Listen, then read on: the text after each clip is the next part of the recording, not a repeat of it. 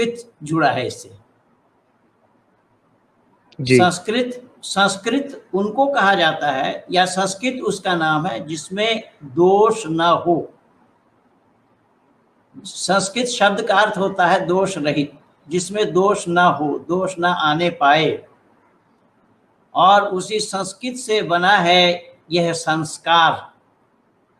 तो संस्कार भी मानव को दोष रहित बनाने का काम है, और इसी संस्कार से ही बनता है संस्कृति।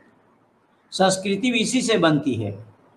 तो संस्कृत, संस्कार और संस्कृति ये एक दूसरे के पूरक हैं, ये जुड़े हुए हैं एक दूसरे के साथ।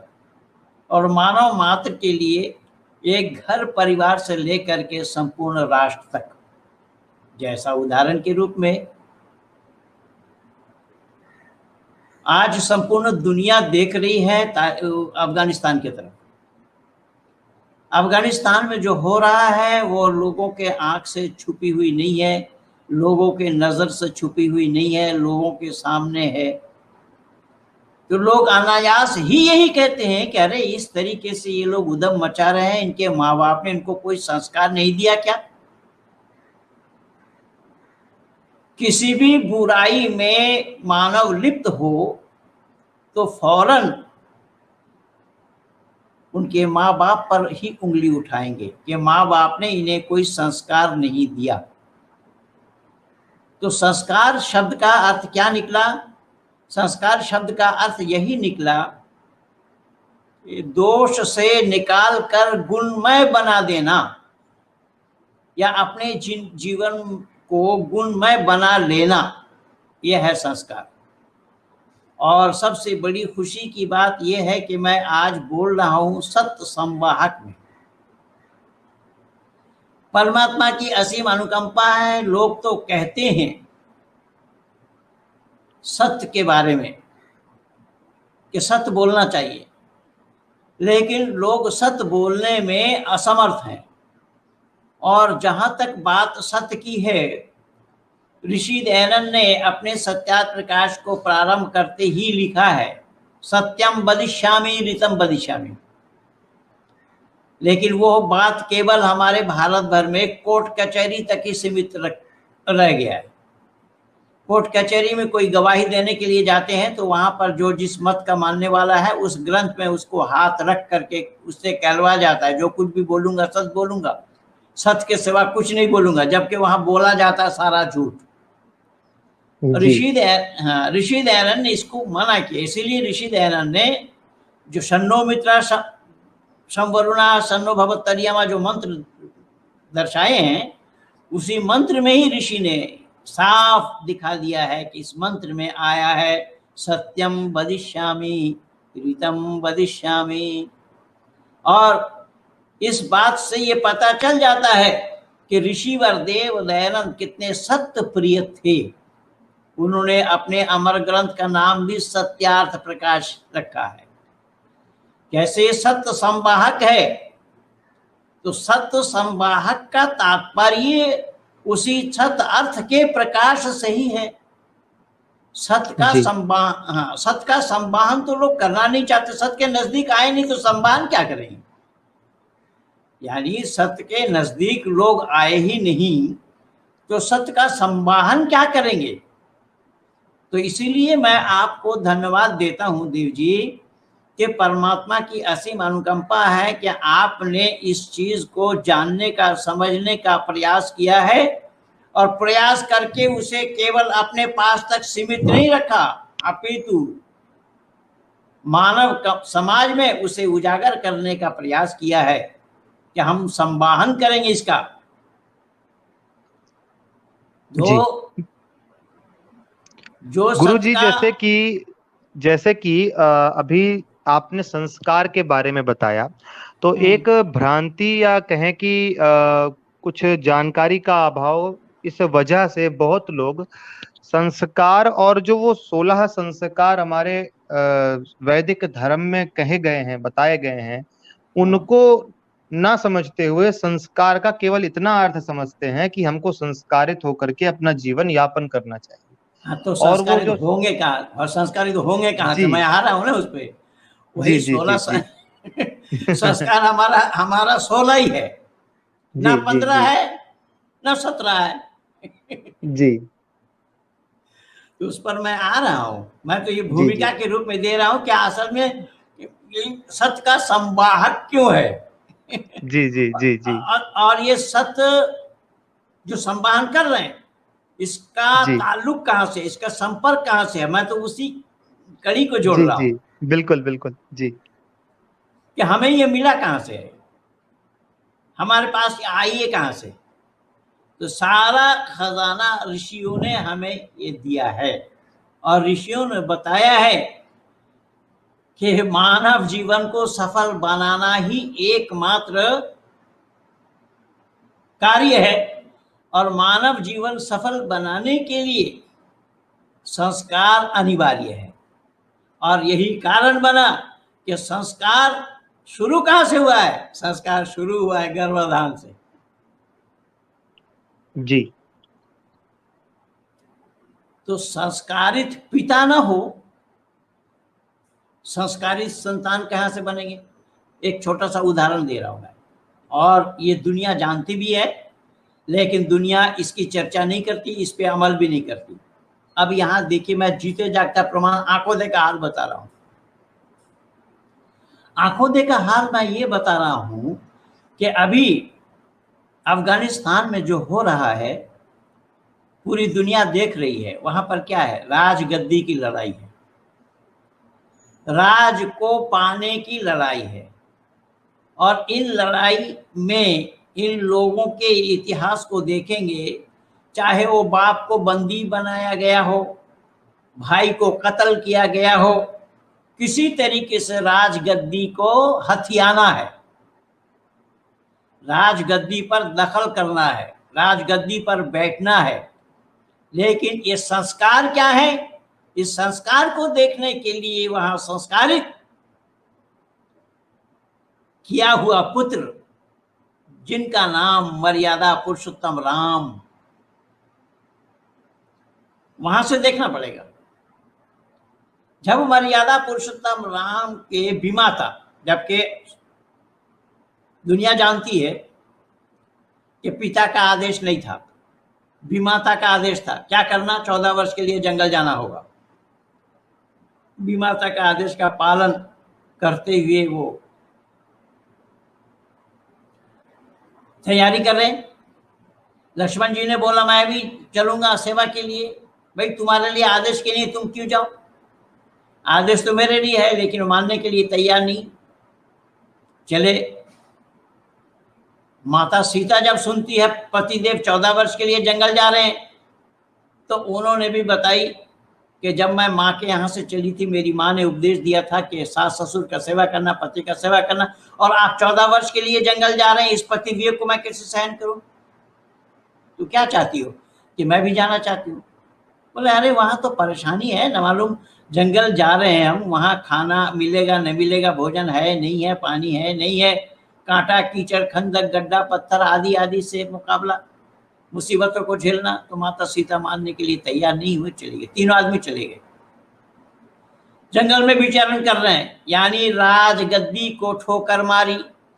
अगर मर्यादा पुरुषोत्तम राम चाहते, आज के दिनों में जैसा हो रहा है दुनिया में हम देख रहे हैं, क्या ये राजगद्दी का त्यागना संभव था।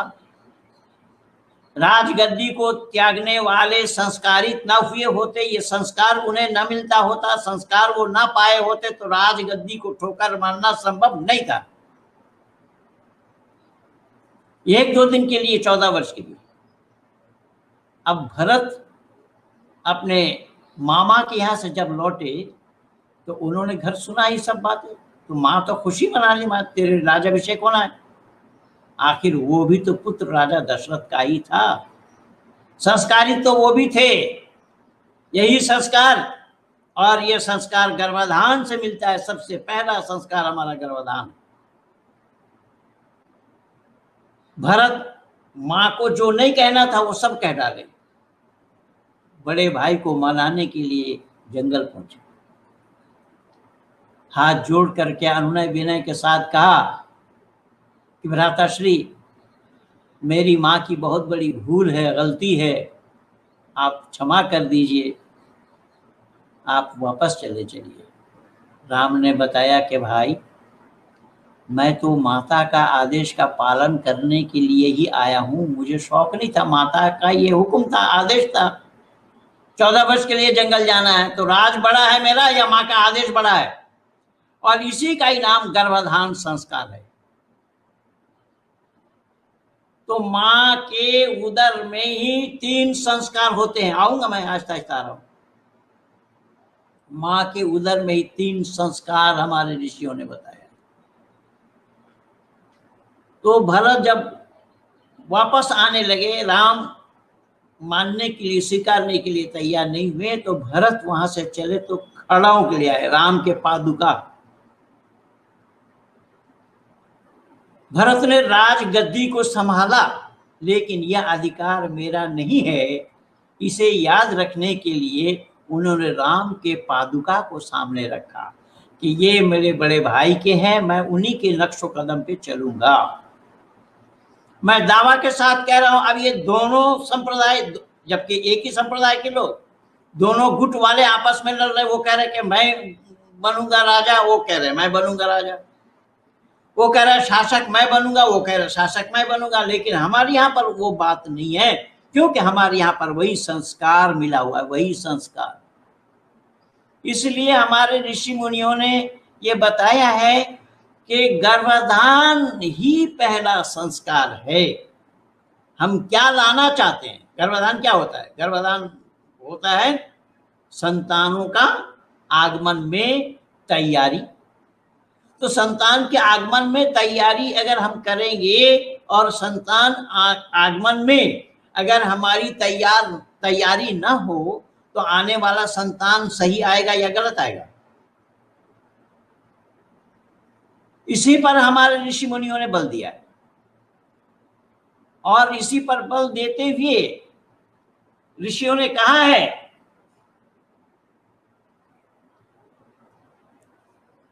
कि अब अगर ये आपको विश्वास हो जाए, अब अगर ये लगे कि हाँ गर्भ ठहर गया है, जिसे हम लाना चाहते हैं या जिन्हें हम लाना चाहते हैं उनकी आगमन की तैयारी हो चुकी है, तो पुंसवन संस्कार होता है, जो दूसरा संस्कार है। ये गर्भ के ठहरने पर दूसरे या तीसरे महीने में होना है। अर्थात जिसको हम लाना चाहते हैं, ये धरती पर भी हम देख सकते हैं, और परमात्मा का उपदेश भी यही है। पश्य काव्य मेरी रचना को देखो, जब जो लोग खेती करते हैं, खेती करने वाले खेत में अच्छा बीज डालते हैं या खराब बीज डालते हैं, ये सब लोग जानेंगे, सब लोग जानते हैं। जो लोग कल्टीवेशन करते हैं, खेती करते हैं, सभी खेती करने वाले किसान, पर ये किसान नहीं जो किसानी छोड़ करके सड़क पे खड़े हैं। जो किसानी छोड़ करके सड़क पे खड़े हैं, अब धान की खेती हो रही है, और किस तरीके से या क्या हो रहा है वो तो सब हमारे और आपके नजर के सामने है, मुझे अलग से बताने की कोई आवश्यकता नहीं है। तो यहाँ ऋषि बतला रहे हैं कि अगर तुमने खेत में बीज बोया है, तो उस बीज की रक्षा के लिए, उस बीज की सही उपयोग के लिए क्या करो? पुंसवन संस्कार करो। जो दूसरा संस्कार है, माँ के उदर में दूसरे या तीसरे महीने में ही उसे किया जाता है। उसके बाद तीसरा नंबर का संस्कार है वो भी माँ के उदर में ही होता है, सीमंत उन्नयन। गर्भधारण से चौथे या छठे महीने में होना चाहिए। लेकिन देवबाबू मैं आपको बताऊं, आप लोगों को जी तो विरासत में, आप लोगों को विरासत में मिला है, लेकिन मैं आप आकर के जुड़ा हूं आप लोगों से। जी जी जी, सही बात है। और मुझे भी 38 वर्ष हो गया, जी 38 वर्ष हो गया है। तो इन 38 वर्षों में मैं एक जगह एक परिवार में संस्कार कराया था, ये सीमंतु ने। और परमात्मा की असीम अनुकंपा हुई, वो लोग डरते थे कि न जाने क्या होगा क्या नहीं होगा। और मेरा प्रैक्टिकल जीवन है, मैं आप लोगों को सच्चाई बताऊं कि जैसा हम चाह रहे थे वैसा ही हुआ, लड़का हुआ और बिल्कुल निखूत हुआ उस परिवार में। लेकिन मैं अपने जीवन के लिए अगर उदाहरण दूं, मिसाल दूं, और हमारे दोनों परिवारों में संपर्क उस तरीके से रहा है। आर्य समाज में जी आने से पहले भी मेरे संतान थे, और वैदिक संस्कृति में आने के बाद में मेरे संतान हैं। एक बेटी को 2 वेद कंठस्थ है, जी जिसको 5 वर्ष की आयु में जो अष्टाध्यायी कंठस्थ करा दिए थे घर पे ही, सामवेद भी घर पे ही शुरू कराए थे। अभी आप बता भी रहे थे कि अरुण जी ने कहा है कि आलियाबाद गुरुकुल में पंडित जी की बेटी भी रही है। बिल्कुल ठीक कहा उन्होंने। पहले नजीबाबाद में थी, पहले तो मैं दिया था शासनी गुरुकुल में, लेकिन शासनी गुरुकुल में व्याकरण की पढ़ाई नहीं है। बहन कमला जी उस समय जीवित थी, उनसे कह करके ही मैं भर्ती कराया था वहाँ। तो उन्होंने बोला मैं व्याकरण के लिए कोई आचार्य रख लूँगी, लेकिन वो नहीं हुआ। तो खैर आपने डॉक्टर प्रशस्त मित्र जी ने कहा कि महेंद्रपाल जी आप इस बच्ची के पीछे मेहनत किए, क्योंकि उसी गुरुकुल के कार्यक्रम में हम दोनों थे। तो आप एक काम करो, आप प्रियंका के पास भेजो। तो मैंने कहा मिलाइए आप। तो उनको मिलाने के बात करने के बाद फिर प्रियंका के पास भेजे। फिर वहां से ये आलियाबाद गुरुकुल में आई, अब तो तिरुपति यूनिवर्सिटी में है। तो मेरा कहने का तात्पर्य ये है, ये हमारे ऋषि मुनियों ने केवल कहने के लिए नहीं बोला है, लिखने के लिए नहीं लिखा है, प्रैक्टिकल करने के लिए लिखा है। भाई जो दवा खाएगा असर तो उसी को ही होगा ना। कोई मरीज अगर दवा लेगा, दवा लेने के बाद ही तो मर्ज को दूर किया जाना संभव होगा ना। लेकिन मैं देव बाबू आपको मैं बताऊं कि मैं आर्य जगत में 38 वर्ष पूरा, इसी नवंबर 30 नवंबर तक पूरा होने वाला है। जी पर मैं बहुत बहुत कम परिवार में देखा हूं संस्कार करते कराते।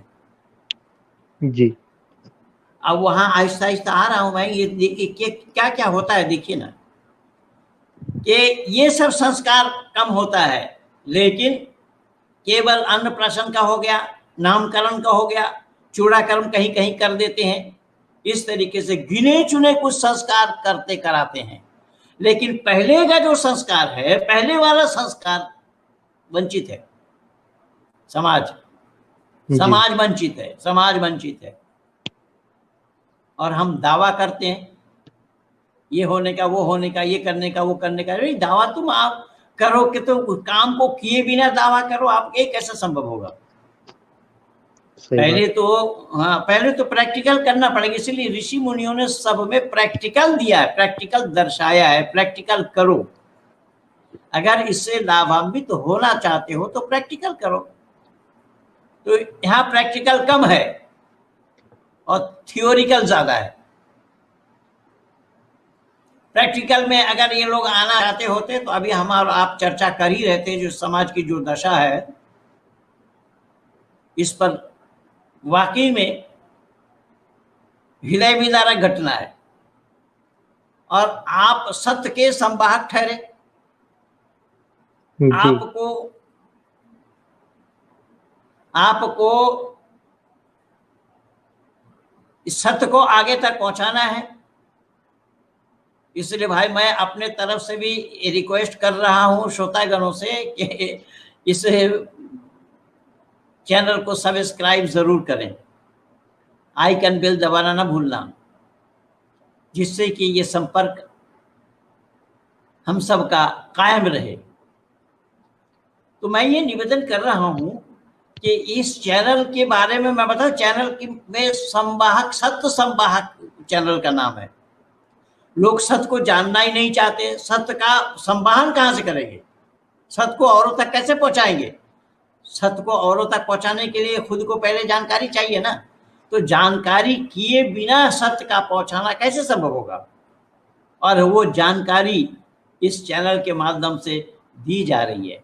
इसीलिए मैं अपने सभी जुड़े लोगों से, भाई बंधुओं से यही विनती करूंगा कि ये हमारा और आपका जीवन इसी के साथ ही जुड़ा हुआ है।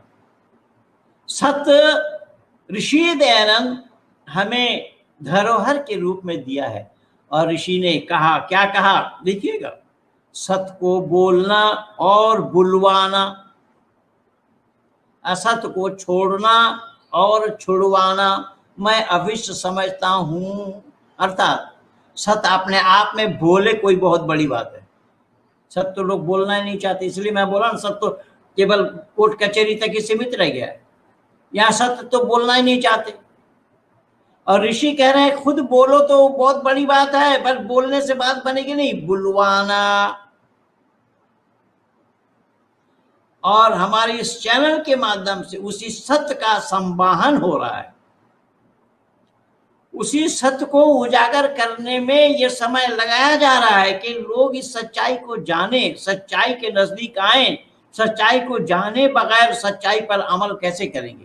केवल मंच और उद्देश्य यही है, वरना चैनल चलाने का कोई और उद्देश्य नहीं है कि ये हो जाएंगे, वो हो जाएंगे, ये मिलेगा, वो मिलेगा, ये करें, नहीं, कुछ नहीं। केवल और केवल ऋषि परंपरा का उजागर, ऋषि परंपरा को औरों तक पहुंचाना, इसी का ही नाम है सत्य संवाहक। और ये संवाहन इसी आधार पर किया जा रहा है, इसी आधार पर हो रहा है कि दुनिया के लोग जाने, समझें। तो मैंने निवेदन किया कि सीमांत उन्नयन जो गर्भधारण से 5वें 6ठे महीने में ही किया जाता है इसको, फिर उसके बाद जात कर्म संस्कार जन्म में, इसको हम जात कर्म करते हैं। बच्चे के जन्म पर, बच्चे के जन्म पर जात कर्म संस्कार होता है। और फिर उसके बाद होता है नामकरण संस्कार, जो 5वां नंबर पे है, नामकरण संस्कार। और नाम के लिए ऋषि दयानंद ने संस्कार विधि में बहुत स्पष्ट लिखा है कि नाम के प्रथम में और अंतिम में या रा लावा होना चाहिए। तो वो क्यों, कई लोगों ने कई बहुत कुछ किया है। और उसमें ऋषि दयानंद ने इन लड़कियों से, इन लड़कों की शादी नहीं होनी चाहिए, इन लड़कों से इन लड़की की शादी नहीं होनी चाहिए, लड़कियों का नाम पर्वत के नाम से और नदियों के नाम से न रखी जाए, आदि आदि। तो ऋषि ने इस पर, वहां नाम बदल दीजिए आप, जैसा उदाहरण के रूप में, क्यों, ये नाम का असर होता है। भाई नाम का असर होता है तभी तो नाम चुन करके रखा जाता है। रावण नाम कोई क्यों नहीं रखता है? अपने बेटे का माता पिता रावण नाम क्यों नहीं रखते हैं? शूर्पणखा नाम क्यों नहीं रखते हैं बेटी का? तो नाम का असर होता है, नाम पर नाम का प्रभाव पड़ता है। मैं अपने जीवन की घटना बताऊं। जब मैं सत्य सनातन वैदिक धर्म को स्वीकारा, गुरुकुल इंद्रप्रस्थ के माध्यम से, स्वामी शक्तिवेश जी उसके संचालक होते थे। और मैं जहां बरवाला में बड़ी मस्जिद में इमाम था, जो डॉक्टर सतपाल सिंह जो बागपत के एमपी हैं, उनका गांव है नसोली, और मैं था बरवाला। नसोली और बरवाला दोनों एक नाम में ही उच्चारण होता है, नसोली बरवाला बोला जाता है। तो वहाँ एक इंटर कॉलेज है, उसी इंटर कॉलेज के प्रांगण में ही मैं सत्य सनातन वैदिक धर्म को स्वीकार किया। स्वामी शक्तिवेश जी ने मेरा नामकरण किया, महेंद्र पाल। तो महेंद्र पाल स्वामी जी ने नाम रखा। फिर हम गुरुकुल इंद्रप्रस्थ में उसी दिन से आ गए।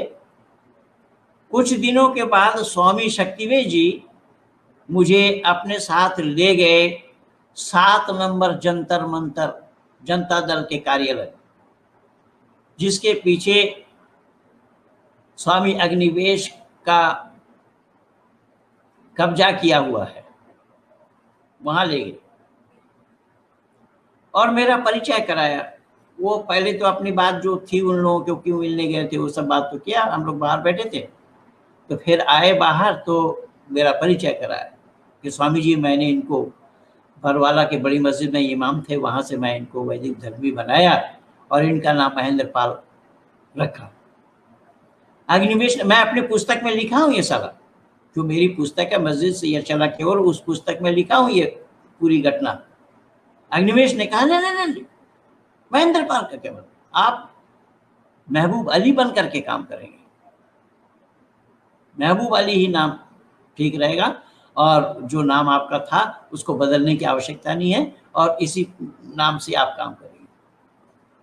कई दिनों के बाद मैं अमर स्वामी जी के पास पहुंचा, अमर स्वामी जी को ही मुख्य रूप से मैंने अपना गुरु माना। तो अमर स्वामी जी के पास पहुंचा, मैंने ये घटना सुनाई उनको।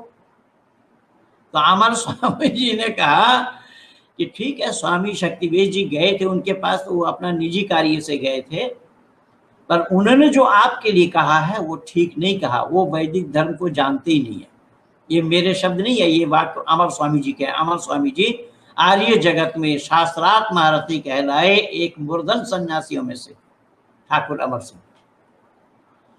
तो उन्होंने कहा कि नहीं, स्वामी शक्तिवेद जी ने आपका नाम बहुत अच्छा चुना है, आप महेंद्र पाल आर्य बन करके काम करें। तो कहने का तात्पर्य मेरा ये है कि ये 5वां नंबर का जो संस्कार है,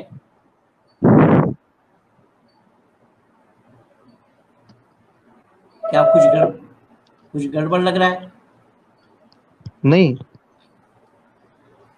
तो ये जो संस्कार है नामकरण संस्कार, तो नाम अच्छे से अच्छा चुन करके रखा जाना चाहिए। इसी बेस पे, इसी आधार पर स्वामी ऋषि दयानंद जी सरस्वती जी ने अपने संस्कार विधि में इसको दर्शाया कि कैसा नाम हो, कैसा नाम होना चाहिए, कौन सा नाम होना चाहिए और कौन सा नहीं होना चाहिए, क्योंकि नाम का प्रभाव पड़ता है। यही कारण बना कि बात तो चल रही है संस्कार की, और संस्कार हमारा शुरू से ही चलती चली आ रही है। मां के उदर से लेकर के यहां नाम रखने तक का संस्कार ही तो बताया जा रहा है। और संस्कार शब्द का अर्थ मैं पहले ही बोला, परिमार्जित करना, धौत करना, परिष्कृत करना, साफ करना।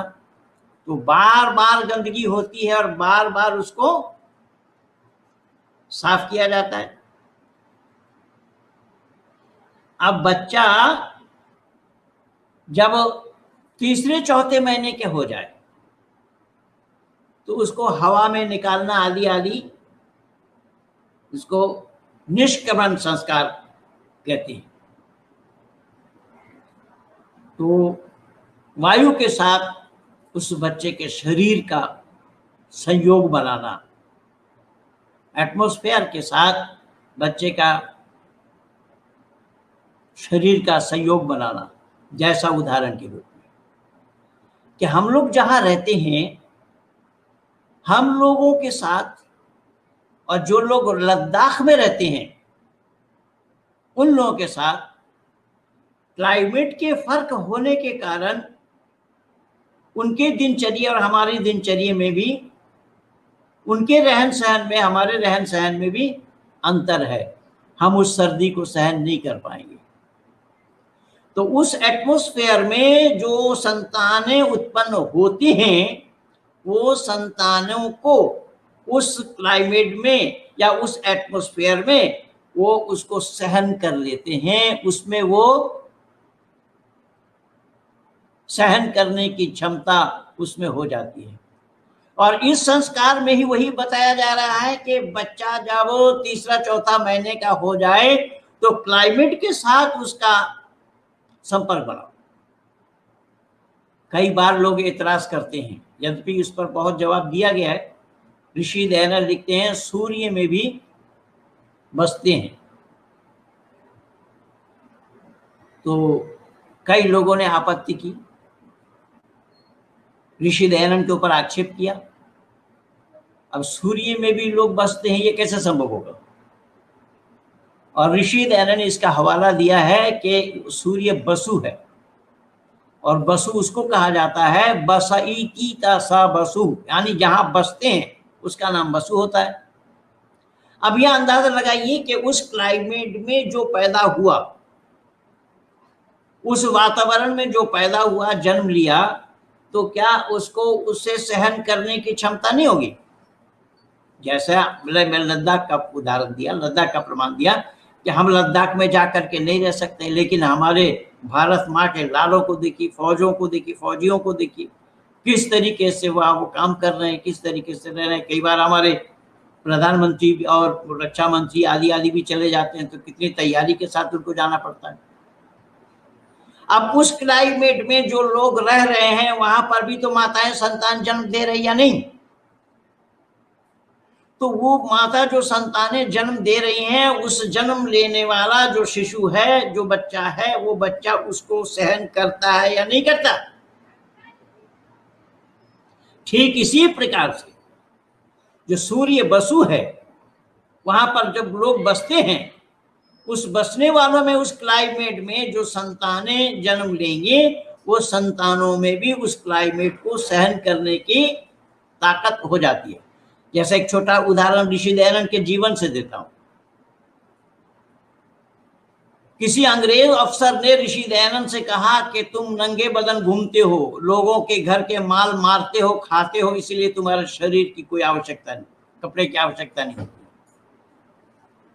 तुम शरीर में कपड़ा पहनते नहीं हो, दूसरे के घर का खाना खा खा करके तुमने अपने शरीर को इस तरीके से बनाया। ऋषि दयानंद ने क्या जवाब दिया, बंधुओं सुनिएगा। ऋषि दयानंद ने कहा, ऐ अंग्रेज महोदय, आपने तो बिल्कुल कोट फोट आदि आदि गर्म कपड़ों से शरीर को ढका है, मुंह भी ढक लिया, सब कुछ ढक लिया। बोले हाँ। बोले नाक को क्या ढकते हैं? बोले नाक को तो ढकते नहीं है। बोले क्यों? बोले नाक ढकेंगे तो फिर सांस कैसे नहीं, मतलब नाक क्यों खुला रहता है? हाँ। बोले नाक कैसे खुला रहता है, नाक को क्यों? तो उसी अंग्रेज ने कहा कि नाक जो खुला रहता है, बाहर रहते रहते उसको उस सर्दी को सहन करने की क्षमता उसमें है। ऋषि दयानंद कह रहे बस उसमें, तुम नाक के लिए कह रहे, हम तो पूरे शरीर के लिए कह रहे हैं। हमने नाक जैसे अपने शरीर को, हर क्लाइमेट को सहन करने के लिए अपने को ऐसा बनाया। इसलिए मैं निवेदन कर रहा हूं कि यहां पर बच्चों को घुमाना शब्द लिखा है, यहां निष्कवरण में बच्चों को घुमाना शब्द लिखा है। उसको बाहर करो, और बाहर करने के बाद बाहर के वातावरण के साथ उस बच्चे के शरीर के साथ उसका मेल हो, उस क्लाइमेट को वो सहन कर जाए, उस क्लाइमेट को वो सहन कर सकें, आदि आदि। उसके बाद आता है अन्नप्राशन संस्कार, जो छठा संस्कार है। जब 7वें महीने में जब उस बच्चे का दांत निकलने लगे, तो उसको भोजन कराना, उसके मुंह में अन्न रखना, उसका नाम अन्नप्राशन है। वो उस अन्न में हमारे ऋषि मुनियों ने अन्न का चयन किया है, और वहां पर सब ने खीर को पसंद किया। तो ये बताया पंडितम मधुरम प्रियम ये कहते हैं लोग। खैर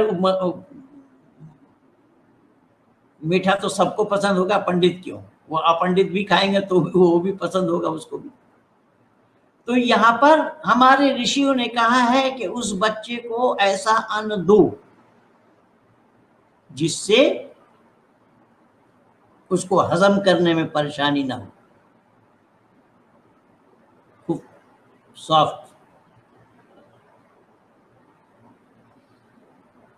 तो ऐसा ही ऋषि ने मानव समाज को उपदेश दिया है, दर्शाया है कि अपने संतानों को बनाने से लेकर, बनेंगे तब, लेकिन बनाना पड़ेगा। लेकिन वहां एक चीज में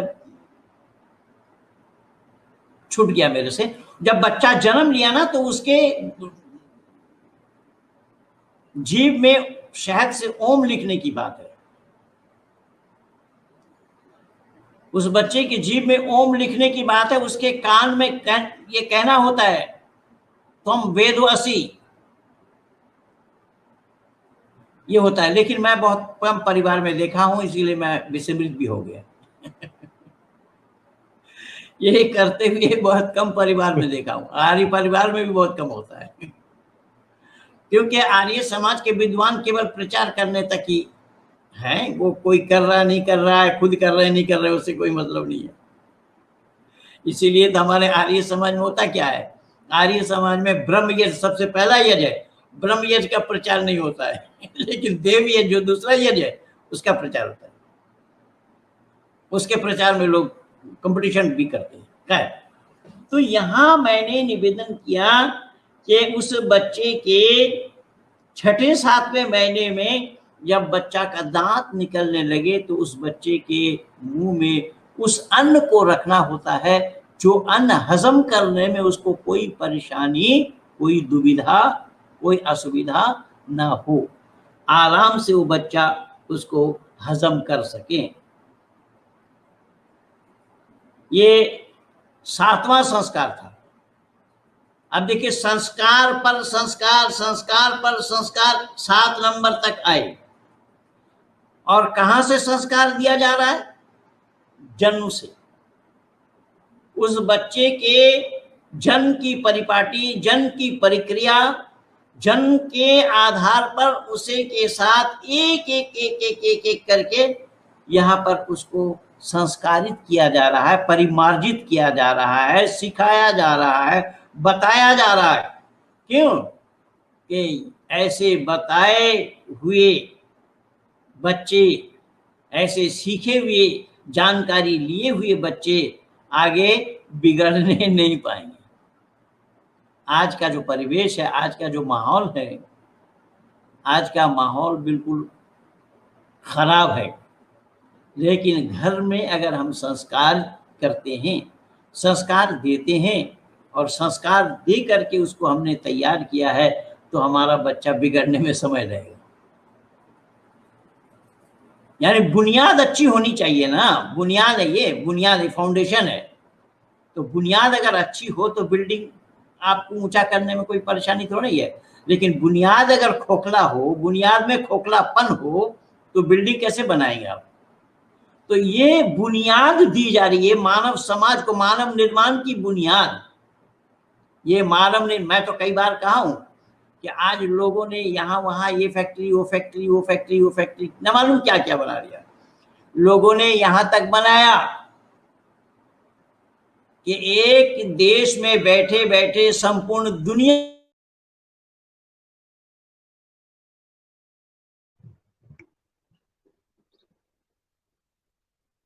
गुरुजी, आपकी आवाज नहीं आ रही है, शायद नेटवर्क इशू की वजह से।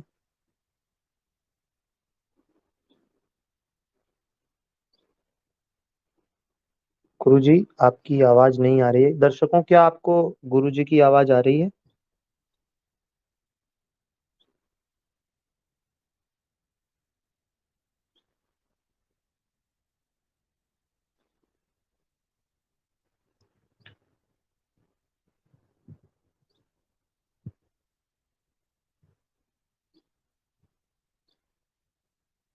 अच्छा, मुझे गुरुजी की आवाज नहीं आ रही है, नहीं आ रही है। गुरुजी का लेफ्ट हो गए हैं, संभवतः कुछ नेटवर्क इशू है।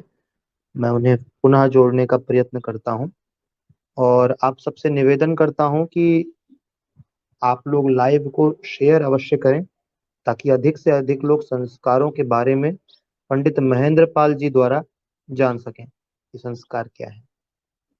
मैं उन्हें पुनः जोड़ता हूं।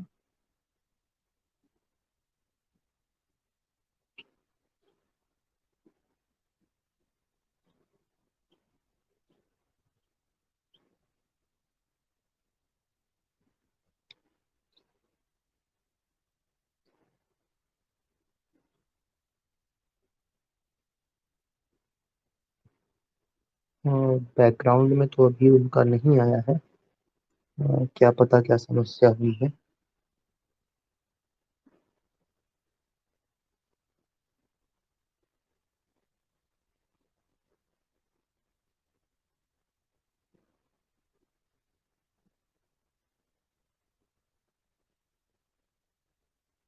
जी, नेटवर्क की समस्या लग रही है मुझे भी। अ, अभी तक उनका लेकिन दोबारा से लिंक उन्होंने क्लियर करके आए नहीं है संभवतः। एक बार उनको व्हाट्सएप करके देखता हूँ। आ गए आ गए आ गए, पंडित जी आ गए हैं। बड़ी थी। जी जी। तो मैं यही निवेदन कर रहा था कि ये जो परिपाटी चल रही है वो जन्म की प्रक्रिया से ही तो चल रही है। हम बनाते बनाते बनाते बनाते तो आएंगे। तो हमने फाउंडेशन ही सही नहीं बनाया, भित ही पुख्ता नहीं किया, भित ही सही नहीं बना सके, तो हमारा बिल्डिंग या हमारा मकान कैसे बनेगा ऊपर तक। इसलिए ऋषियों ने इसी संस्कार पर बल दिया है और संस्कार को परिमार्जित करने के लिए, धौत करने के लिए, परिष्कृत करने के लिए ऋषियों ने एक एक चीज को खोल खोल करके, मैं तो व्याख्या नहीं कर रहा हूं, मैं तो सीधा सपाटा केवल संस्कार ही गिना रहा हूं। जी। हाँ, मैं सीधा सपाटा केवल संस्कार ही गिना रहा हूं, लेकिन उसकी गंभीरता पर मैं अभी गया नहीं। उसकी गंभीरता, एक एक संस्कार पर उसकी जो गंभीरता है, उसकी जो उपकारिता है, उसके जो फायदे हैं, उसको देखेंगे। तो संस्कार विधि को एक बार जरूर देखना है। और ऋषि दयानंद ने तो माताओं के लिए लिखा है कि माताओं को, हर माताओं को संस्कार विधि पढ़नी चाहिए हर घर में। तो कहने का तात्पर्य मेरा ये है, जो 8वां संस्कार है जिसको हम मुंडन संस्कार करते हैं या चूड़ा कर्म कहते हैं, कि पहले से तीसरे वर्ष में होना चाहिए। जो माँ के उदर से जो बाल को लेकर के आया है, उस बाल को गिराना, उस बाल को साफ करना, ये इसको चूड़ा कर्म संस्कार कहा जाता है। और उसके बाद 9वां संस्कार होता है कर्णवेद, कान छेदना। ये तीसरे या 5वें वर्ष में होता है। हर एक में साइंटिफिक कॉज है, हर संस्कार में साइंटिफिक कॉज है, और सारा कॉज ऋषि ने दिखाया है। और ऋषि दयानंद ने संस्कार विधि में लिखा है कि ये होना चाहिए, क्योंकि इन सब के होने से, इन सब के होने पर जो हम बनाना चाहते हैं, जो हम निर्माण करना चाहते हैं, वो सही ढंग से निर्मित होना संभव होगा। कुल मिलाकर के बात इतनी सी है। जिसे हम बनाना चाहते हैं, जिसे हम निर्मित करना चाहते हैं, उसका निर्माण होना संभव कब होगा? जब हम शुरू से लेकर के अब तक आ रहे हैं। और इसमें से एक गैप हो गया तो कड़ी टूट गई। कड़ी टूट जाने से फिर एक एंगल के साथ एक एंगल को फिर वहां टाका लगाना पड़ेगा। जैसा योग साधना में है, यम नियम आसन प्राणायाम प्रत्याहार धारणा ध्यान समाधि, जो 8 अंग है, वो उसके बीच में एक एंगल छूट जाए, टूट जाए तो संभव नहीं होगा। और इस 8 को सुनने में बड़ा आसान लगता है, 8 अंग है, लेकिन उन 8 को पाने के लिए 9 बाधाएं हैं। खैर, वो कभी चर्चा करूंगा। तो मेरा कहने का तात्पर्य ये है, तीसरी है 5वें वर्ष में ये कर्णवेद संस्कार होना चाहिए। उसके बाद आता है उपनयन संस्कार, जो 10वां। गुरुजी, इसमें मैं आपसे एक प्रश्न करना चाहूंगा कि ये जो कान छेदने का जो संस्कार है, वह बच्चे और बच्चियां दोनों के लिए है अथवा केवल बच्चियों के लिए है? नहीं नहीं, दोनों के लिए है। दोनों के लिए, जी। दोनों के लिए। तो उपनयन, जिसको हम जनेऊ बोलते हैं, उपनयन के माने, जिसको हम ये जनेऊ बोलते हैं ना, ये इसको उपनयन संस्कार कहा जाता है। उपनयन तो मैं भी जिस दिन वैदिक धर्म को स्वीकार किया, और ये मेरे बच्चे में भी, सब में इस तरीके से। खैर, ये देखिए, एक छोटा बच्चा को मैं दिखा देता हूँ। ये देखिए।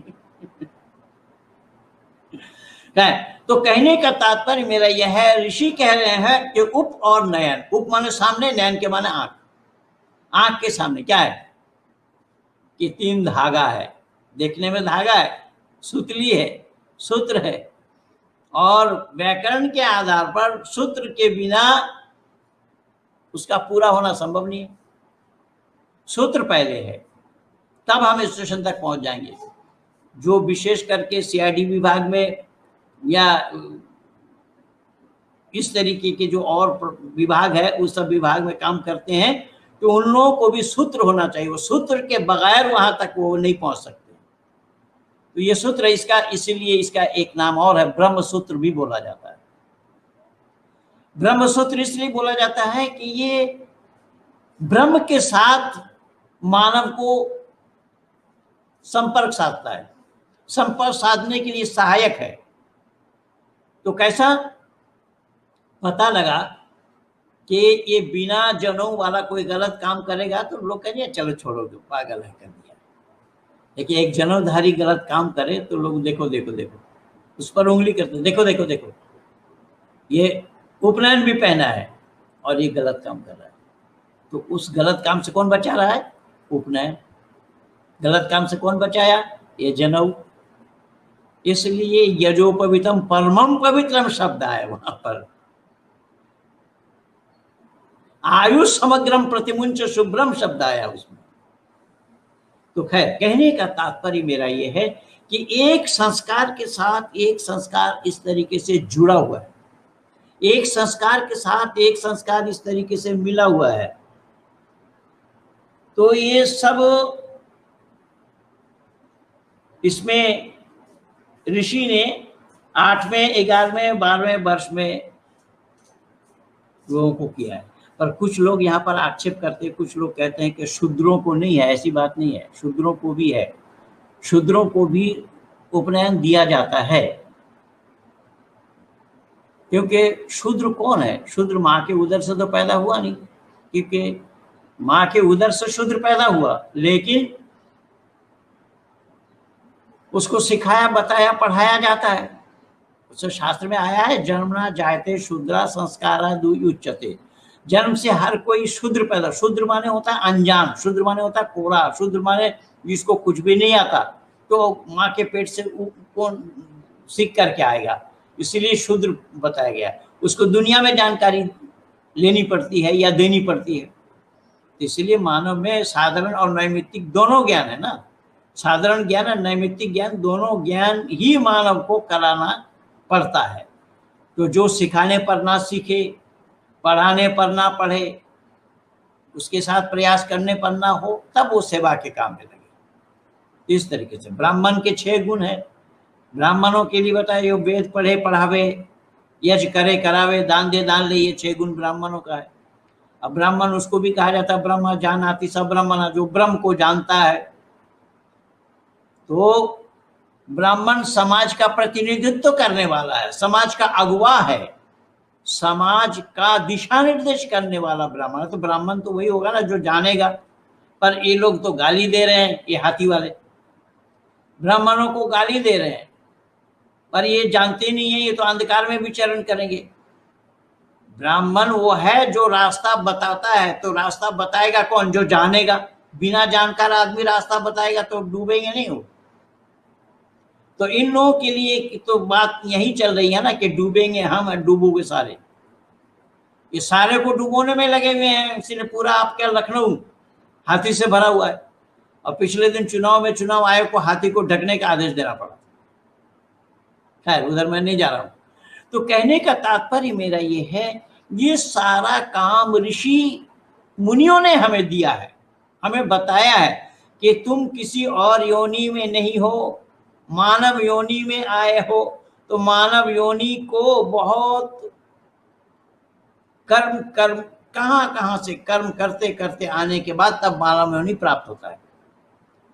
तो जब वो जन्म जन्मांतरों से कर्म करते करते आने के बाद ही मानव योनि को तुम प्राप्त किया है, तो मानव योनि में ही तो ये सारा काम सीखना है, जानना है, अमल करना है, आचरण में लाना है। तो मानव योनि में आने का फायदा क्या हुआ भाई? जब तुम इसको करोगे नहीं, आचरण में नहीं लाओगे तो इस पर ऋषि मुनियों ने बल दिया है। ऋषि मुनियों ने कहा है प्रैक्टिकल करो। उसके बाद वेद आरंभ संस्कार होता है, जो 11वां संस्कार है, जो गुरुकुल में जाने के लिए हमारे यहाँ तो परंपरा है, गुरुकुल में पढ़ने के लिए जाना पड़ता है, गुरुकुल में भेजते हैं माता पिता, उसमें वेद आरंभ संस्कार होता है। तो जिस दिन उपनयन हो उस दिन भी किया जा सकता है या कराया जा सकता है। तो ये सब परिपाटी हमारे ऋषि मुनियों ने हमें दिया है। समावर्तन, पढ़ाई की समाप्ति पर, समावर्तन जब पढ़ाई गुरुकुल से समाप्त हो तो उसको समावर्तन कहा जाता है। फिर उसके बाद आता है विवाह संस्कार, जो विवाह संस्कार की आयु भी निर्धारित किए गए हैं, उसी में करना होता है। अगर उसमें ना करे, कुछ लेट हो, कोई ब्रह्मचारी रहना चाहे तभी हो सकता है। यहाँ आयु का निर्धारण 20 से 25 तक किया गया है, उसमें करना चाहिए। फिर उसके बाद 14वां संस्कार है वानप्रस्थ संस्कार, और 15 है सन्यास, और अंतिम अंत्येष्टि वाला संस्कार है 16। तो अब यहाँ पर गृहस्थी में आकर के, गृहस्थी में क्या होता है, गृहस्थी में वियोग होता है। तो यहाँ जब आपने जोड़ा नहीं तो वियोग कहाँ से करेंगे? आपके पास धन है नहीं तो घटाएंगे कहाँ से? इसलिए यह जो अब तक विवाह संस्कार तक, अर्थात जो पढ़ाई आपने वहां से करके आप निकले हैं समावर्तन तक, आपने जोड़ा है, जोड़ा है, और उसके बाद गृहस्थी में आकर के उसका वियोग हो रहा है। तो ऋषियों का मानना यह है, ऋषियों का कहना यह है कि जोड़ो इतना कि घटाने के बाद भी कुछ बचा रहे, और कहीं ऐसा न हो कि तुमने जोड़ा ही नहीं तो घटाने के बाद समाप्त हो जाएगा। और घटा करके जो कुछ अवशेष बचा है तो उसको वानप्रस्थ आश्रम के लिए दीक्षा दिया है। वानप्रस्थ में जाकर के क्या करो, उसको गुना लगाओ। वानप्रस्थ आश्रम वाला गुना वाला आश्रम है, तो गुना करने से उसकी वृद्धि हो जाएगी, गुना करने से उसकी वृद्धि हो जाएगी। कुछ समय घर में, कुछ समय परिवार में, कुछ समय जंगल में विचरण करते करते जो आपके पास आपने संग्रह किया था विद्या को, बुद्धि को, उसका प्रयोग करते करते उसकी वृद्धि करो। और वो विद्या क्या था? तो आपको यही बताया ना, सा विद्या या विमुक्त है। विद्या वही है जो मुक्ति का रास्ता बता दे। उस मुक्ति के रास्ते में जाने के लिए आपको यहाँ पर विचरण करते हुए वानप्रस्थ आश्रम में उसको वृद्धि करना है, बढ़ाना है। और उसके बाद वाला जो आश्रम है संन्यास आश्रम, संन्यास आश्रम में भाग वाला आश्रम है कि आपने पहले जोड़ा, गृहस्थी में उसका वियोग किया, घटाया, वानप्रस्थ में उसको गुना लगाया, और संन्यास आश्रम उसको भाग लगाओ। ये गणित के 4 क्रम हैं, और ये सारा क्रम ये वर्ण व्यवस्था पर ही टिकी हुई है। हमारे ऋषि मुनियों ने यही सारा उपदेश दिया है कि चतुर्वर्ण मयाशिष्टम गुण कर्म विभागसौ। ये 4 जो वर्ण है वो गुण कर्म विभाग के, गुण कर्म स्वभाव के ऊपर ही उसकी व्यवस्था होती है। और उसमें जो आश्रम है, जो ब्रह्मचार्य आश्रम, गृहस्थ आश्रम, वानप्रस्थ आश्रम और संन्यास आश्रम, ये भी 4 क्रम है। तो इसी तरीके से संन्यास आश्रम में आकर के जो आपके पास है उसको रखिए मत, बांट दीजिए, बांट दीजिए। लेकिन आज के सन्यासी बांटने के बजाय संग्रह में ही लगे हुए हैं। मैं किसी का नाम नहीं ले रहा हूं, दुनिया में निकलने से पता लग जाता है। बहुत कम ही सन्यासी हैं जो ज्ञान के वितरण में लगे हुए हैं, जो ज्ञान के वितरण में अपना समय लगा रहे हैं। तो सही पूछिए तो ये जो सत्य संवाहक वाला जो चैनल है, ये सत्य संवाहक चैनल के माध्यम से ये ज्ञान का वितरण किया जा रहा है, ज्ञान औरों तक पहुंचाया जा रहा है, औरों तक पहुंचाने के लिए ये बीड़ा हमारे बच्चों ने उठाया है। इसलिए मैं आप लोगों से यही निवेदन करूंगा, करबद्ध प्रार्थना करूंगा हाथ जोड़ करके कि मैं भी कुछ नहीं जानता था, मैं भी अगर पाया हूं, मैं भी अगर लिया हूं तो वो आप लोगों के पास आकर के मैं पाया हूं। मैं सच्चाई बता रहा हूं, इसमें कोई भी लाग लपेट वाली बात नहीं है, जो सच्चाई है। और मैं सच बोलने में कभी भी पीछे नहीं हटा, ना पीछे भागा। परमात्मा की असीम अनुकंपा है कि इसी सत्य के आधार पर ही मैं आज तक आप लोगों के बीच में टिका हूं। बहुत से लोगों ने बिठाने का प्रयास किया, बहुत से लोगों ने खरीदने का भी प्रयास किया, बहुत से लोगों ने न मालूम क्या क्या किया है। तो वो सब सुना करके मैं आप लोगों के दिल दुखाना नहीं चाहता, लेकिन ये जो सत्य संवाहक है, ये सत्य का संवाहन इसी में ही है। इसीलिए हमारे पैनल में जितने भी लोग जुड़े हैं, जितने भी साथी संगी साथ हम लोगों के इस विचार को सुन रहे हैं, देख रहे हैं, तो आप लोगों से मैं करबद्ध प्रार्थना यही करूंगा कि हमारा ये परिश्रम विफल होने न दें, हमारा ये परिश्रम विफल जाने न दें। ये सत्य संवाहक को अपना साथी मानकर, अपना साथी समझकर, रास्ता दिखाने वाला मानकर, क्योंकि संवाहक दिखाने वाला होता, संवाहन करना, पहुंचाना औरों तक पहुंचाने की जिम्मेदारी तो वो निभा रहे हैं। लेकिन उनसे सुन करके अगर हम अपनी जिम्मेदारी ना निभाएं तो वो भी बात बनने वाली नहीं है। तो मानव जीवन को सफल से सफलतम की ओर ले जाने के लिए यही वैदिक परंपरा है, वैदिक सत्यता है। ऋषि व देव दयानंद के जीवनी को आप पढ़ करके देखिएगा। ऋषि दयानंद विष के हलाहल को अपने गले के नीचे उतारा, किस लिए? यही सत्य का उजागर करने के लिए। ऋषि दयानंद आर्य समाज के 10 नियमों में 5 बार सत्य का उच्चारण किया। देखिए पढ़ करके 5 बार सत्य का उच्चारण किया। इससे ये साफ पता लग रहा है कि ऋषि व देव दयानंद कितने सत्य प्रिय थे।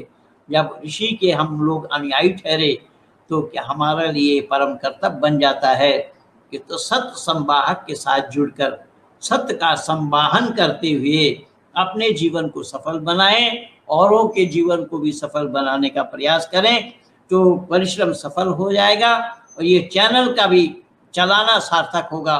चैनल को आप लोग अपने घर में स्थान दीजिए, अपने दिल में जगह दीजिए, अपने साथ अपने हृदय में बिठाइए कि हाँ, सच्चाई का उजागर करने में सत्य संवाहक पीछे नहीं रहते हैं और विद्वानों को बुला बुला करके इसी तरीके से कार्यक्रम कराते हैं, कार्यक्रम देते हैं, बोलते और बुलवाते हैं। इसलिए मैं सबसे करबद्ध प्रार्थना करते हुए, समय जितना था वो तो सब समय पीछे हो गया, लेकिन मैं अपने को रोक नहीं पाया और ये 16 संस्कार भी मुझे गिन करके देना था, जबकि मैं देखिए मैं इसलिए लिख करके लाया था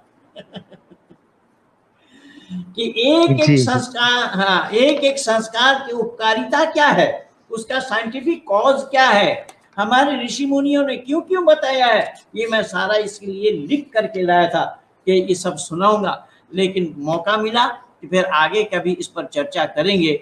हमने अपने को रोक नहीं पाया और देव बाबू हमें टोक भी नहीं पाए कि पंडित जी समय हो गया है। तो मैं आभार व्यक्त करता हूँ, मैं शुक्रिया अदा करता हूँ। आपका वक्तव्य इतना सुंदर है, इतना प्रिय है और इतना आनंद आ रहा था कि मैं उसी में खो सा गया और दर्शक भी उसी में। बिल्कुल बहुत ही अच्छा आपने समझाया और बिल्कुल शब्द नहीं है, इतना आनंद आ रहा है मुझे स्वयं, तो जनता को भी काफी कुछ आनंद आया होगा। बाकी गुरुजी, अब मैं दर्शकों से निवेदन करूंगा कि इन 16 संस्कारों से संबंधित, आज के विषय से संबंधित कोई भी आपके मन में प्रश्न हो तो आप अपने प्रश्न रख सकते हैं और फिर उसके बाद लाइव को जो है बंद कर दिया जाएगा। जी जी जी जी। एक भाई ने सनातन समीक्षा, इन्होंने जय श्री राम लिखा है, लाइव को शेयर करने के लिए कहा है। भाई का मैं धन्यवाद देता हूं कि इन्होंने शेयर करने के लिए आप लोगों को प्रेरित किया है, इनको धन्यवाद। सनातन समीक्षा नाम का यूट्यूब चैनल भी है, और ये राजेश कुशवाहा जी हैं। और हाँ तो कुशवाहा जी तो जी आपने जी कुशवाहा जी तो अपने आदमी है, वो तो जी साइंस जर्नी वालों का भी खाट खड़ी कर रखा है। जी बिल्कुल, वो भगते हैं उनसे, जो है ये इन साइंस जर्नी टाइप के लोग जो है उनसे बहुत दूरी बना के रखते हैं, डर डर के हाँ तो भगते हैं। हालांकि साइंस जर्नी वालों को मैं 2 वीडियो पहले ही जवाब दे रखा हूँ, ये तो जी बस मूर्खता की हद है।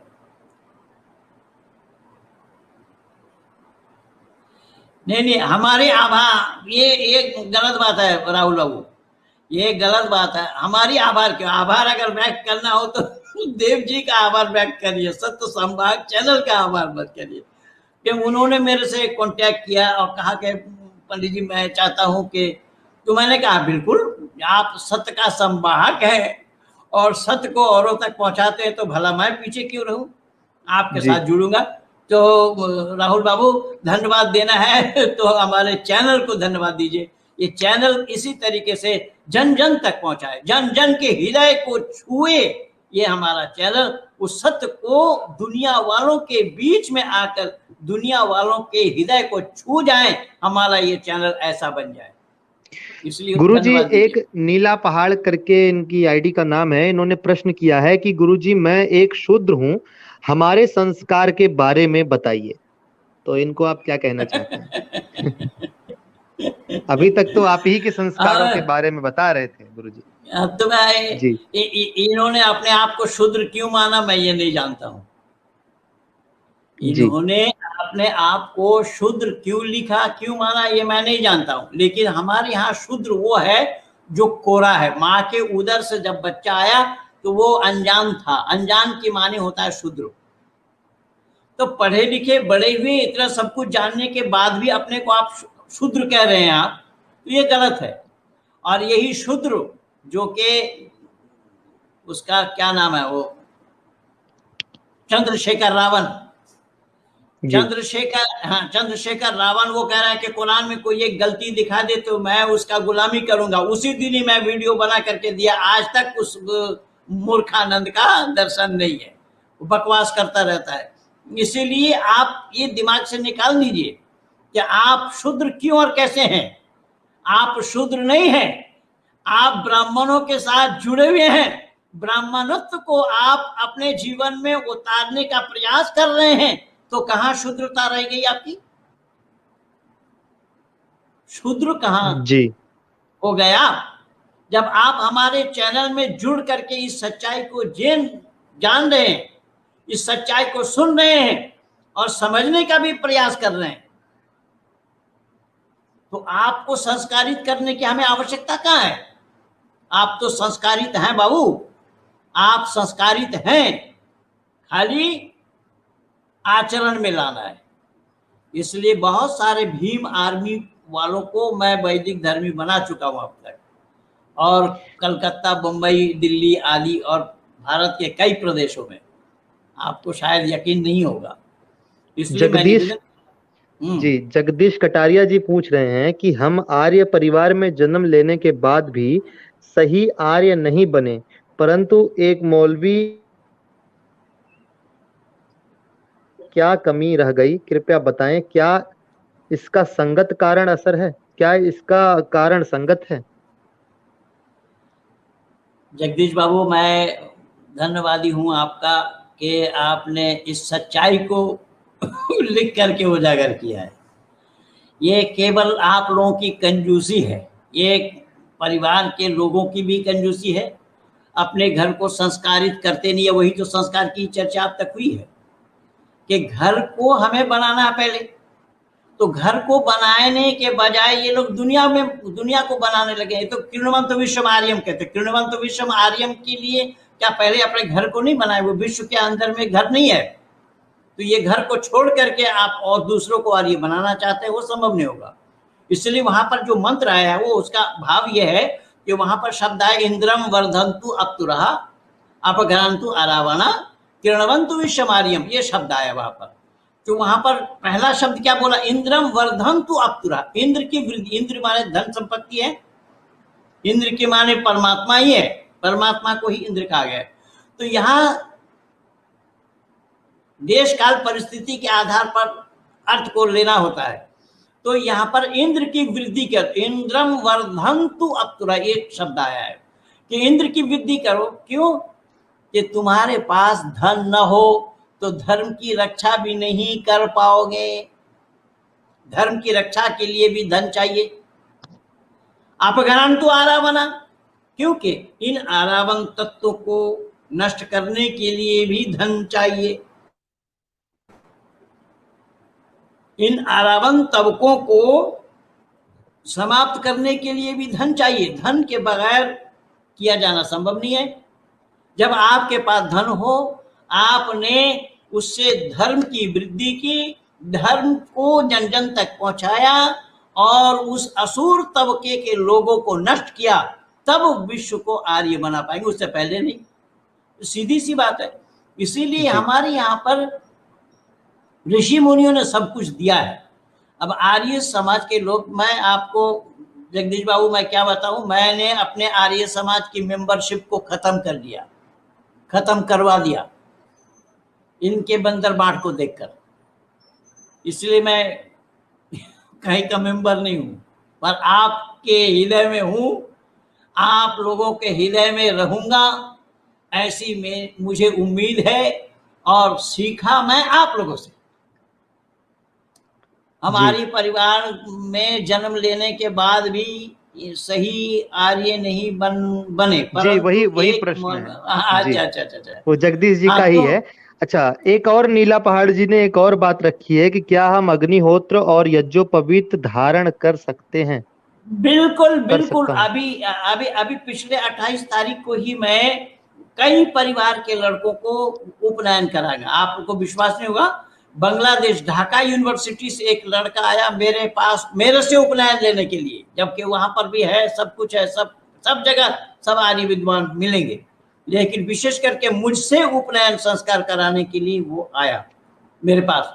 तो इस तरीके से आप कहाँ रहते हैं बताइए, कभी मौका मिलेगा तो आपके घर में मैं आ जाऊंगा, या तो फिर मैं जहाँ कार्यक्रम में हूँ वहां मैं बता दूंगा, या मैं जहाँ परिवार में हूँ वहां मैं बता दूंगा। आप आइए, मैं अपने हाथ से आपका उपनयन संस्कार कराना चाहता हूँ।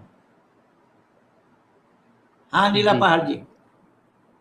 अब इस पे नीला पहाड़ जी अपना उत्तर दे हुए हैं, और बाकी दर्शकों से भी मेरा निवेदन है कि जो भी आपके प्रश्न हो वो रख दीजिए, उसको ले लिया जाएगा। और फिर लाइव को, क्योंकि समाप्ति का समय लगभग हो रहा है, गुरु जी ने अपना बहुमूल्य लगभग 1 घंटा 15 मिनट दिया, इसके लिए गुरु जी का बहुत बहुत धन्यवाद। और यदि किसी का प्रश्न बचा हो तो रख दीजिए, अन्यथा फिर लाइव को समाप्त करते हैं।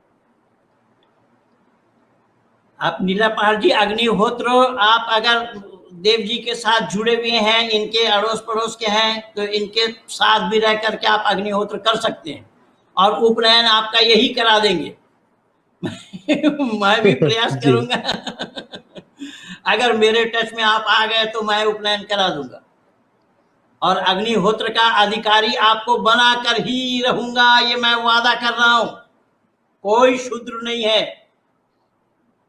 जी। इनका निवास बिहार खगड़िया जिला में जी, खगड़िया जिला। तो बिहार खगड़िया जिला में है। मैं खगड़िया में ही बता देता हूँ आपको। ऋचा योगमयी नरेंद्र नाम सुने होंगे, नरेंद्र ब्रह्मचारी नाम है, उनकी लड़की का नाम है ऋचा योगमयी। अब वो शादी होकर के कहाँ गई है नहीं ये तो मुझे मालूम नहीं, लेकिन नरेंद्र जी मिलेंगे आप खगड़िया में। और अगर खगड़िया में आप नहीं कर पाए तो आप आइए फिर बरौनी में। बरौनी में बारो आर्य समाज में आइए, गड़रा आर्य समाज में आइए, वहां पर भी हो जाएगा। वहां के अधिकारियों को मैं कह दूंगा, वो भी करा देंगे। आपके खगड़िया में आर्य समाज बहुत लोग हैं भाई साहब, आपके खगड़िया में बहुत सारे लोग हैं, और आप लोग छठ में ज्यादा रुचि रखते हैं। छठ पूजा आपके यहाँ बड़े पैमाने पर मनाया जाता है। मैं तो सारा, हाँ, मेरा प्रचार क्षेत्र है, मैं जानता हूँ कहाँ कहाँ क्या है। तो आप किसी भी आर्य समाज में जाइए और मेरी बात करा दीजिए, या मेरा नाम ले लीजिए, सब आपको जान जाएंगे, आपको उपनयन भी देंगे और आपको यजमान भी बनाएंगे। अग्निहोत्र करना तो दूर की बात, यजमान बनाएंगे, आप होता बनेंगे। यह अधिकार आर्य समाज ने दिया है। जब एक मौलाना को पंडित की उपाधि आर्य समाज ने दी है, ऋषि दयानंद ने दिया है, याद रखिएगा। ये जी, उपाधि किसी एक और गुरुजी विज्ञान दर्शन नाम के एक चैनल है, इनका प्रश्न है कि गुरुजी शिखा रखने के पीछे भी कोई वैदिक संस्कार या कारण है अथवा नहीं? हाँ हाँ, वो बिल्कुल है। वो असल में हुआ ये, यहाँ जो ब्रह्म कोटि बोलते हैं उसको, ब्रह्म कोटि, वो आत्मा निकलते समय वहां से निकलती है, इसीलिए उसको सुरक्षित रखने का ये उपदेश आया है। लेकिन लेकिन सन्यास आश्रम में उपनयन की विधि नहीं है। गृहस्थ, ब्रह्मचारी, गृहस्थ और वानप्रस्थी तक उपनयन ये शिखा रख सकते हैं, और सन्यास आश्रम में शिखा की आवश्यकता नहीं होती है। तो शिखा रखना भी इसलिए चाहिए विज्ञान दर्शन जी, कि हम जो वैदिक संस्कृति से जुड़े हैं, हमारे पास प्रमाण क्या है? ये चोटी और जनेऊ, यही दो ही प्रमाण है। चोटी हम सैलून में छोड़ आए, जनेऊ हम पहनते ही नहीं है, तो हम कैसे बताएंगे? तो जब मैं क्या हूँ, मैं कहाँ से आया हूँ, कैसे क्या है, वो तो सब आप लोगों ने सुना है, देखा है, जाना है। मेरी खुली किताब है, मैं पूरे चैनल में ही अपने अबाउट अस में भी सारा कर रखा हूँ। तो जब मैं इस बात को कर सकता हूँ, इसको अमल पे ला सकता हूँ, तो आप लोग क्यों नहीं? जी, ये बड़ी बात है ना। और शिखा रखने का एक कुछ वैज्ञानिक हाँ कारण भी कुछ हाँ, शोधकों ने वैज्ञानिक, बताया है। बिल्कुल बिल्कुल। जी वो कभी मौका मिलेगा मैं बता दूंगा। ये ब्रह्म कोटि में रखा जाता है, मैं बता तो रहा हूँ, ये ब्रह्म जी कोटि में ये रखा जाता है। मेरा भी खूब ज्यादा लंबा नहीं है, मैं दो चार छोड़ रखा हूँ। खैर, तो कहने का तात्पर्य है कि ये साइंटिफिक कॉज है इसमें। ये आत्मा निकलने के समय में उसको वो किया जाता है। चोटी जनेऊ क्यों पढ़ें, क्यों रखें, ये एक छोटी सी बुकलेट है, किताब है, उसको भी आप देख सकते हैं। जी, तो ठीक है गुरुजी, फिर समय को देखते हुए, बाकी तो इच्छा तो यही रहती है कि आप जुड़े ही रहें, लेकिन समय भी है, तो इसका ध्यान रखते हुए नहीं तो समय समय तो ध्यान रखना है। समय तो हमारा और आपका नहीं, हम तो उन लोगों को भी जोड़ रखे हैं कि जिनकी जी कीमती समय को कीमती समय को हम भी लॉस कर रहे हैं। तो सबके साथ ज्यादती नहीं करनी चाहिए। वो लोग बेचारे कुछ कह नहीं पा रहे, तो इसका मतलब ये थोड़ा ही है कि जी जी बिल्कुल। जी जी। एक अंतिम प्रश्न आया है कि इनका मैं समझ नहीं रहा हूँ। बहराइच में शायद सलर को पूजते हैं, मैं क्या करूं? इनका प्रश्न है गुरुजी। मैं समझ रहा हूँ, मैं जान रहा हूँ। उस जी बहराइच में वहाँ जो एसपी साहब हैं, तिवारी जी, वो हमारे मित्र हैं। और बहराइच में उसी सैयद सालार वाला, ये तो हिंदुओं की कमबख्ती है जी जी, कि सैयद सलार जी। हाँ, सुहेल देव के नाम से कुछ नहीं किया, और गाजी के नाम से वहां मजार बना दिया, और हिंदू ही जा करके वहां पर, यही तो हिंदू, यही तो कमबख्ती है हिंदुओं की ना।